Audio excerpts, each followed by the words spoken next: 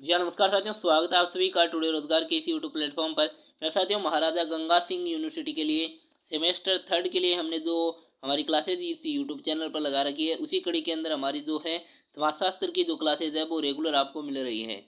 ये क्लास आपकी तीसरी क्लास रहने वाली है, जिसके अंदर जो आपका बुक दे रखी है, आपकी बुक है अनुसंधान पद्धति शास्त्र, रिसर्च मैथोलॉजी के नाम से है। इस बुक का जो है निचोड़ इस वीडियो के अंदर हम देंगे परिवर्तित पाठ्यक्रम के अनुसार, और इस वीडियो के अंदर आपको मिलेगा रेगिस्तान वाले जितने भी क्वेश्चन हैं उन सभी का सॉल्यूशन। जी हाँ साथियों, तो वीडियो को शुरू से एंड तक वॉच करिएगा। चैनल पर पहली बार विजिट किया है सब्सक्राइब कर लीजिएगा इसी प्रकार की क्लासेस के लिए। चलिएगा गाइस, इस क्लास को शुरू करते हैं। इससे पहले थर्ड सेमेस्टर के स्टूडेंट के लिए महत्वपूर्ण सूचना यहाँ पर देखने को मिल रही है कि जो भी स्टूडेंट यहाँ पर थर्ड सेमेस्टर के अंदर है और उसको यदि नोट्स लेने हैं तो यहाँ पर दिए गए व्हाट्सएप नंबर 9602977341 पर मैसेज करना है। आपको हिंदी साहित्य के, भारत का इतिहास के, और फिर अनुसंधान पद्धति शास्त्र के, और प्राथमिक कंप्यूटर अनुप्रयोग जिसे एलिमेंट्री कंप्यूटर एप्लीकेशन के नाम से जानते हैं, इन सभी के नोट्स हमारे पास मिल जाएंगे। जिस भी स्टूडेंट को इन नोट्स की ज़रूरत है वो हमसे कांटेक्ट करिएगा, आपको नोट्स मिल जाएंगे। तो आगे हम इस क्लास को बढ़ाते हैं और रेगिस्तान वाले क्वेश्चन शुरू करते हैं। तो पिछली क्लास के अंदर हमने जो है रेगिस्तान से पहले वाले यानी ऑब्जेक्टिव टाइप के जो क्वेश्चन थे उन सभी को जो है कर लिया था। आज की इस क्लास के अंदर हम रेगिस्तान वाले जितने भी क्वेश्चन बनने वाले हैं उन सभी का सॉल्यूशन आपके सामने देने वाले हैं। तो वीडियो को शुरू करते हैं। तो यहाँ पर है, फर्स्ट प्रश्न है कि सामाजिक अनुसंधान का अर्थ है। तो सामाजिक जो अनुसंधान है इसका अर्थ क्या है? तो इसका अर्थ होगा कि सामाजिक जो है सामाजिक जो समस्याएं हैं, समस्याओं का वैज्ञानिक अध्ययन ही इसका क्या होगा? अर्थ होगा। वैज्ञानिक अध्ययन ही इसका क्या होगा? सामाजिक समस्याओं का वैज्ञानिक अध्ययन ही सामाजिक अनुसंधान का क्या होगा? अर्थ होगा। नेक्स्ट है कि सामाजिक अनुसंधान की प्रकृति है। तो सामाजिक अनुसंधान की जो प्रकृति है वो कैसी है? तो सामाजिक अनुसंधान की जो प्रकृति है वो बहुआयामी है। कैसी है? बहुआयामी है। नेक्स्ट यहाँ पर है कि सामाजिक अनुसंधान में पहला जो चरण है वो कैसा होता है? तो कौन सा होता है? तो पहला चरण होता है समस्या की पहचान। इसका क्या होता है? पहला चरण होता है। नेक्स्ट है कि सामाजिक सर्वेक्षण में प्रश्नावली का विकास है वो डेटा संग्रह के चरण के रूप में किया जाता है। तो डेटा संग्रहण, डेटा जो संग्रह होता है उसके चरण के रूप में क्या है? किया जाता है। नेक्स्ट यहाँ पर है कि सामाजिक अनुसंधान में सर्वेक्षण के द्वारा जो है कौन से प्रकार की जानकारी है वो प्राप्त की जाती है? तो प्राथमिक जो जानकारी होती है वो क्या की जाती है? जो है सामाजिक अनुसंधान में सर्वेक्षण के द्वारा है वो प्राप्त की जाती है। आगे बढ़ते हैं। नेक्स्ट यहाँ पर है कि सामाजिक अनुसंधान में डेटा का विश्लेषण जो है आपके तीसरा चरण है उसके अंदर किया जाता है। जो डेटा होता है उसका जो विश्लेषण किया जाता है वो तीसरे चरण के अंदर किया जाता है। नेक्स्ट यहाँ पर है कि सामाजिक सर्वेक्षण का मुख्य उद्देश्य होता क्या है? तो इसका जो मुख्य उद्देश्य होता है वो होता है जनसंख्या की राय जानना। जनसंख्या की क्या जानना? राय जानना इसका क्या होता है? मुख्य उद्देश्य होता है। नेक्स्ट यहाँ पर है कि सामाजिक अनुसंधान के प्रकार में जो है अनुसंधान, कौन सा अनुसंधान शामिल है? तो वो है आपकी गुणात्मक जो अनुसंधान होता है वो इसके अंदर क्या होता है? शामिल होता है। नेक्स्ट यहाँ पर है कि गुणात्मक अनुसंधान में जो है किसका प्रयोग किया जाता है? तो इंटरव्यू होता है उसका प्रयोग भी किया जाता है। नेक्स्ट है कि सर्वेक्षण के प्रकारों में जो है सर्वेक्षण भी, कौन सा सर्वेक्षण भी शामिल है? तो ऑनलाइन सर्वेक्षण भी इसके अंदर क्या है? शामिल है। आगे बढ़ते हैं कि सामाजिक अनुसंधान की प्रक्रिया में, सामाजिक अनुसंधान की प्रक्रिया के अंदर जो है क्या आवश्यक होता है? तो योजना बनाना इसके अंदर क्या होता है? बेहद आवश्यक होता है। नेक्स्ट है कि सामाजिक सर्वेक्षण के द्वारा जो है एक प्रतिनिधि जनसंख्या का क्या करता है? अध्ययन किया जाता है। एक प्रतिनिधि जनसंख्या का अध्ययन किया जाता है। नेक्स्ट है कि सामाजिक अनुसंधान के चरणों में डेटा संग्रहण शामिल है। जी हाँ साथियों, डेटा का संग्रह किया जाता है इसके अंदर, ये इसके अंदर शामिल रहता है। नेक्स्ट यहाँ पर है कि सामाजिक अनुसंधान में सांख्यिकीय जो है विश्लेषण जो है डेटा का क्या है? एक महत्वपूर्ण क्या होता है? हिस्सा माना जाता है। नेक्स्ट है कि यहाँ पर कि मात्रात्मक अनुसंधान में डेटा एकत्रित डेटा के आधार पर परिणाम है वो क्या है, आउट किए जाते हैं, निकाले जाते हैं। नेक्स्ट यहाँ पर है प्रश्न संख्या 4 है कि सामाजिक अनुसंधान में, सामाजिक जो अनुसंधान होता है उसके अंदर है वो आपके सर्वेक्षण तकनीकों का क्या किया जाता है, उपयोग किया जाता है। नेक्स्ट है कि सर्वेक्षण के दौरान जो प्रमाणिक जो डेटा होते हैं उसको प्राथमिकता क्या है, दी जाती है, यानी जो प्रमाणिक होंगे उन्हीं को तो प्राथमिकता है वो दी जाएगी। नेक्स्ट यहाँ पर है कि सामाजिक अनुसंधान के अंदर जो सैद्धांतिक जो ढांचा होता है उसकी महत्वपूर्ण भूमिका निभाता है, यानी सैद्धांतिक जो ढांचा होता है वो क्या करता है, महत्वपूर्ण भूमिका निभाता है सामाजिक अनुसंधान के अंदर। एक है नेक्स्ट यहाँ पर है कि एक प्रभावी सर्वेक्षण का उद्देश्य क्या होता है या क्या होना चाहिए, तो वो होता है सटीक जानकारी को प्राप्त करना, इसका मुख्य उद्देश्य होना चाहिए। नेक्स्ट है कि सामाजिक अनुसंधान के अंदर जो है अनुसंधान में केस अध्ययन का प्रयोग होता है, किसका उद्देश्य है, केस अध्ययन का प्रयोग होता है।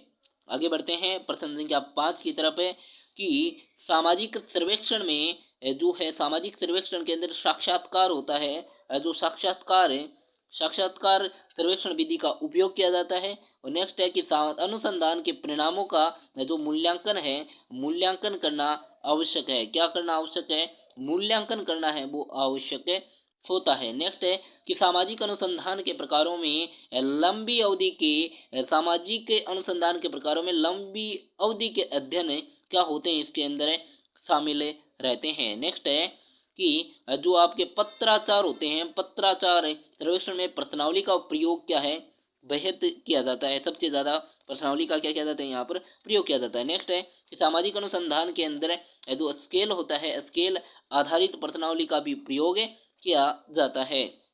आगे बढ़ते हैं, यहाँ पर है कि सामाजिक सर्वेक्षण में जो जनसांख्यिकी होती है, जनसांख्यिकी होती है, उसकी जानकारी क्या होती है, महत्वपूर्ण होती है। नेक्स्ट है कि सामाजिक अनुसंधान की जो तुलना है वो विभिन्न समाजों में किया, विभिन्न जो समाज होते हैं उनसे की जा सकती है या की जाती है। नेक्स्ट है कि मात्रात्मक अनुसंधान में सामान्यीकरण की प्रक्रिया होती है। और यहाँ पर नेक्स्ट है कि सामाजिक सर्वेक्षण का अंतिम जो चरण होता है वो क्या होता है, यहाँ पर अंतिम जो चरण होता है वो होता है रिपोर्ट तैयार करना, क्या करना, रिपोर्ट जो तैयार होती है वो अंतिम चरण होता है। नेक्स्ट है कि सामाजिक अनुसंधान के प्रभावी परिणाम जो है प्रकाशन के माध्यम से साझा किए जाते हैं। आगे बढ़ते हैं, तो यहाँ पर कुछ दिया गया है कि यहाँ तथ्य, प्रकार एवं स्रोत और प्राकल्पना अवधारणाएं, प्रकार एवं स्रोत पर 30 fill in the blanks person यानी जो है उनके द्वारा उत्तर दिए गए हैं। आगे बढ़ते हैं कि तथ्यों को मुख्यतः यहाँ पर जो है तथ्यों को मुख्यतः मात्रात्मक और गुणात्मक के आधार पर क्या किया जाता है, वर्गीकृत किया जाता है। यहाँ पर यह आएगा मात्रात्मक और गुणात्मक के आधार पर क्या किया जाता है, यहाँ मात्रात्मक आ जाएगा, यहाँ गुणात्मक आ जाएगा, के आधार पर वर्गीकृत किया जाता है। नेक्स्ट यहाँ पर है कि मात्रात्मक तथ्यों में संख्यात्मक आंकड़े क्या होते हैं, इसके अंदर शामिल होते हैं। नेक्स्ट है कि गुणात्मक तथ्यों में सामान्यतः अनुभव और अवलोकन के माध्यम से है वो प्राप्त किया जाता है।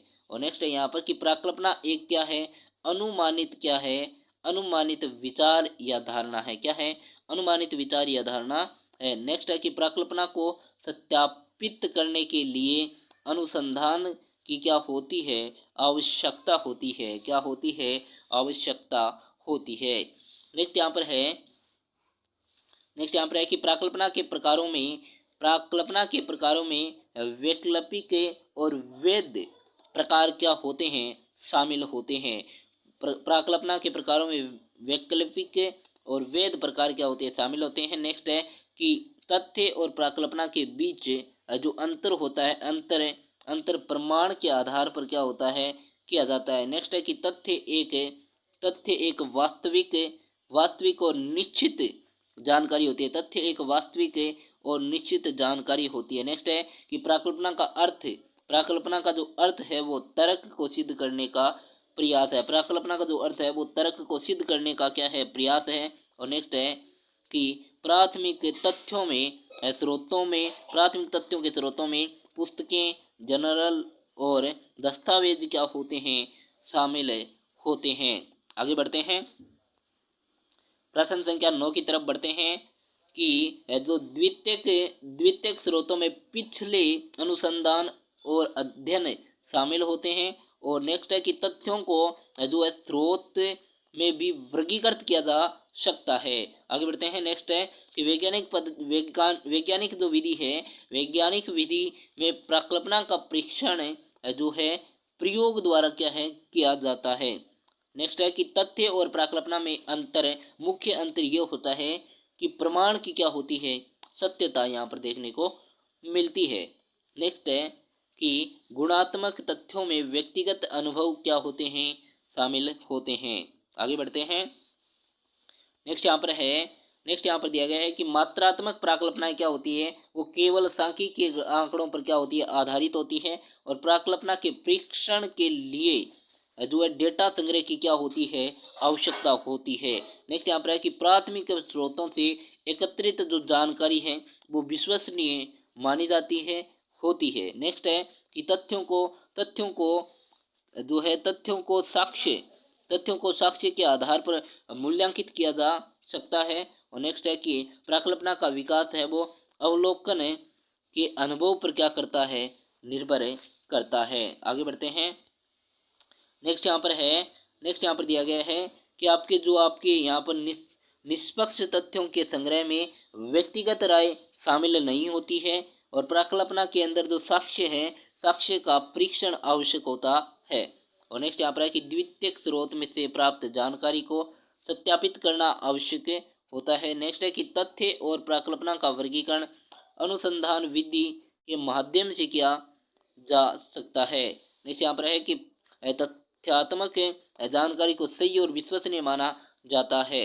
आगे बढ़ते हैं, नेक्स्ट यहाँ पर है कि प्रश्न संख्या 12 है कि प्राकल्पना को जो है समीक्षा की प्रक्रिया से गुजरना पड़ता है। और तथ्य संग्रह के लिए मात्रात्मक, यहाँ पर मात्रात्मक आ जाएगा, और यहाँ पर गुणात्मक, दोनों दृष्टिकोण महत्वपूर्ण होते हैं।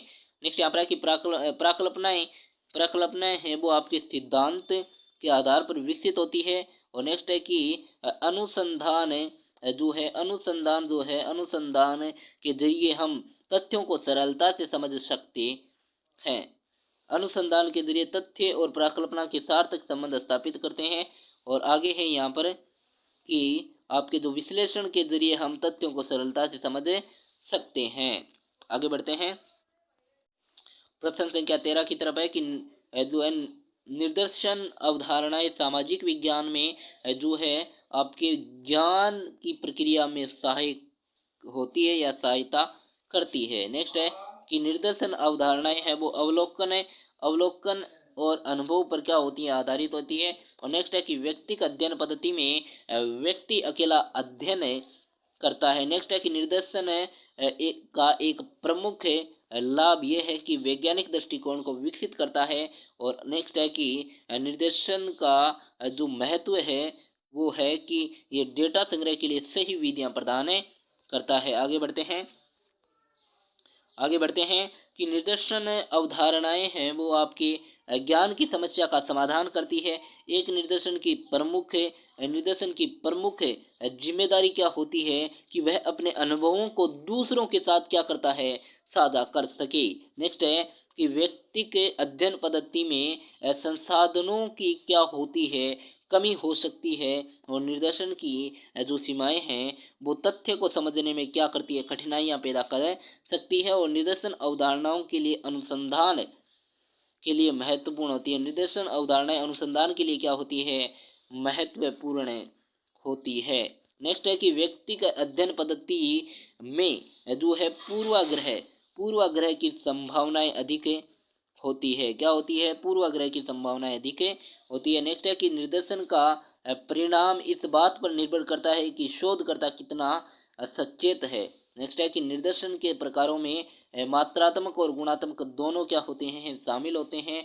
नेक्स्ट है कि निर्देशन में प्रश्नावली का उपयोग डेटा संग्रह के लिए किया जाता है। और नेक्स्ट है कि व्यक्ति का अध्ययन पद्धति में जो है व्यक्ति का अध्ययन करना अपेक्षाकृत क्या होता है, आसान होता है। आगे बढ़ते हैं। नेक्स्ट यहाँ पर है कि निर्देशन का जो महत्व है वो उसके शोध में अधिक सटीकता लाता है। और नेक्स्ट है कि व्यक्ति के अध्ययन में जो गलती की संभावना क्या होती है, कम होती है। नेक्स्ट है कि निर्देशन का जो है लाभ ये है कि ये किसी विषय पर गहराई से जानकारी प्रदान करता है। नेक्स्ट है कि निर्देशन की सीमाएं हैं वो आपके सामाजिक सामाजिक में होने सामाजिक में होने वाली जटिलताओं को क्या है, छिपा सकती है। नेक्स्ट है कि व्यक्ति का अध्ययन पद्धति में अधिक समय और आपके प्रयास की आवश्यकता होती है। आगे बढ़ते हैं 17 नंबर प्रश्न की तरफ कि निर्देशन का जो उद्देश्य होता है वो अवलोकन और विश्लेषण करने की प्रक्रिया होता है। और नेक्स्ट है कि निर्देशन अवधारणाएं हैं वो आपकी क्या होती है, परंपरा की सीमाओं को पार कर सकती है। नेक्स्ट है कि व्यक्तिक अध्ययन पद्धति में आत्म विश्लेषण जो है और व्यक्तिगत विकास की क्या होती है, संभावनाएं यहाँ पर देखने को मिलती है। नेक्स्ट है कि निर्देशन का जो है उपयोग किया जाता है वो शैक्षणिक अनुसंधान में महत्वपूर्ण होता है। और आगे है कि नेक्स्ट है कि निर्देशन की अवधारणाएं हैं वो आपके अनुभव पर क्या होती है, अनुभव पर आधार होती है या आधारित होती है। नेक्स्ट है कि व्यक्तिक अध्ययन पद्धति के अंदर क्या होता है कि विविधता को शामिल किया जाता है। निर्देशन के माध्यम से क्या होता है, समस्याओं की पहचान की जा सकती है। आगे बढ़ते हैं। यहाँ पर है कि निर्देशन में जो है सावधानी की क्या होती है, आवश्यकता होती है ताकि वास्तविकता को समझा जा सके। नेक्स्ट है कि व्यक्तिगत अध्ययन पद्धति में आत्म प्रेरणा के लिए प्रेरणा मिलती है। नेक्स्ट यहाँ पर है कि निर्देशन का जो उद्देश्य होता है वो ये होता है कि समस्या समाधान के लिए मार्गदर्शन करता है। आगे बढ़ते हैं। प्रश्न संख्या 19 की तरफ है कि अवलोकन विधि में शोधकर्ता प्रत्यक्ष यानी हम प्रत्यक्ष आएगा, प्रत्यक्ष रूप से डेटा क्या करता है, एकत्रित करते हैं। नेक्स्ट यहाँ पर आगे बढ़ते हैं कि साक्षात्कार की प्रक्रिया में जो सवाल पूछे जाते हैं, साक्षात्कार की प्रक्रिया के अंदर क्या किया जाते हैं, सवाल पूछे जाते हैं। नेक्स्ट यहाँ पर है कि अनुसूची का जो उपयोग है भाई डेटा संग्रह के लिए किया जाता है, डेटा एकत्रित करने के लिए है वो किया जाता है, यानी यहाँ पर संगठित देखने को मिलेगा। नेक्स्ट यहाँ पर है कि प्रश्नावली के अंदर जो है खुले आपके जो है प्रश्न शामिल होते हैं। नेक्स्ट है कि अवलोकन विधि में शोध करता है वो आपकी क्या करता है, सकारात्मक रूप से गतिविधियों का अवलोकन करते हैं। आगे बढ़ते हैं। प्रश्न संख्या 20 की तरफ है। आज की क्लास के अंदर MCQ वाले तो वो खलास कर दिए हैं। आज की क्लास के अंदर जो है हम रेगिस्तान वाले जो प्रश्न है उनको खलास करने का प्रयास करेंगे। आगे बढ़ते हैं कि साक्षात्कार के दौरान जो है शोधकर्ता को जो है क्या रखना चाहिए, धैर्य रखना चाहिए। नेक्स्ट है कि अनुसूची का मुख्य उद्देश्य है वो आपके विवरण में जानकारी एकत्रित करना। और नेक्स्ट है कि प्रश्नावली में विकल्प दिए जाने पर इसे जो है बंद प्रश्न कहा जाता है। नेक्स्ट है कि अवलोकन विधि में डेटा शब्दों के रूप में एकत्रित किया जाता है। नेक्स्ट है कि साक्षात्कार के माध्यम से व्यक्ति की जो आपकी भावनाएं होती है, भावनाएं समझी जाती है। आगे बढ़ते हैं। नेक्स्ट यहाँ पर है कि अनुसूची तैयार करते समय शोधकर्ता को क्या करना चाहिए, समान प्रकार के प्रश्नों का क्या करना चाहिए, चयन करना चाहिए। नेक्स्ट है कि प्रश्नावली के अंदर जो है आपकी जो है लंबाई और स्पष्टता का ध्यान रखना चाहिए। नेक्स्ट है कि अवलोकन के दौरान शोधकर्ता को जो है आपके ध्यान पर ध्यान देना चाहिए। सॉरी, यहाँ पर निष्कर्ष पर ध्यान देना चाहिए। किस पर ध्यान देना चाहिए, ध्यान नहीं होगा, यहाँ पर निष्कर्ष पर क्या देना चाहिए, ध्यान देना चाहिए। नेक्स्ट है कि साक्षात्कार में जो है आपकी गुणात्मक जो डेटा है वो एकत्रित किया जाता है। यहाँ पर ध्यान नहीं आएगा, निष्कर्ष आएगा। नेक्स्ट है कि अनुसूची के अंदर प्रारंभिक प्रश्न शामिल हो सकते हैं। आगे बढ़ते हैं। प्रश्न संख्या 22 की तरफ है कि प्रश्नावली में सभी प्रश्न जो है आपके सुसंगत होने चाहिए। अवलोकन विधि का मुख्य लाभ ये है कि वह आपके अर्थपूर्ण डेटा प्रदान करती है। नेक्स्ट है कि साक्षात्कार के दौरान जो संवाद है वो सही चयन संवाद का सही चयन महत्वपूर्ण होता है। अनुसूची के निर्माण में जो है समय की आवश्यकता होती है। नेक्स्ट है कि प्रश्नावली में यदि सभी प्रश्न स्पष्ट है तो इसे जो है आपके समझने में आसान माना जाता है।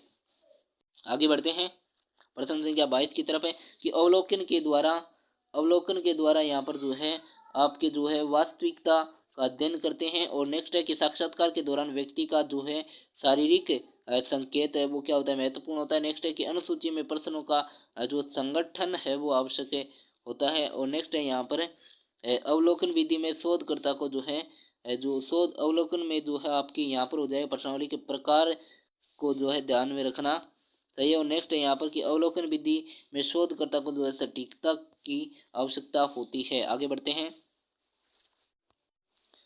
यहाँ पर कि साक्षात्कार का जो उद्देश्य होता है वो क्या होता है, जानकारी प्राप्त करना इसका क्या होता है, उद्देश्य होता है। नेक्स्ट है कि अनुसूची के अंदर जो है आपके उद्देश्य का स्पष्ट होना क्या होता है, बेहद आवश्यक होता है। नेक्स्ट है कि प्रश्नावली का जो है जो आपकी संक्षेप समझना महत्वपूर्ण होता है। और अवलोकन के अंदर जो है आपकी स्रोत का चयन करना आवश्यक होता है। नेक्स्ट है कि साक्षात्कार के अंदर जो है आपके जो है ध्यान का होना अनिवार्य होता है। आगे बढ़ते हैं कि द्विविम सारणी में दो प्रकार के क्या होते हैं, चरण होते हैं। और द्विविम सारणी में हर एक को अवलोकन कहा जाता है एक द्विविम सारणी में दो चरों को एक साथ दर्शाया जाता है। नेक्स्ट है कि द्विविम सारणी में डेटा को जो है आपके पंक्तियों और जो है स्तंभों के रूप में प्रस्तुत किया जाता है। नेक्स्ट यहाँ पर है कि बहुविम सारणी में 3 या 3 से अधिक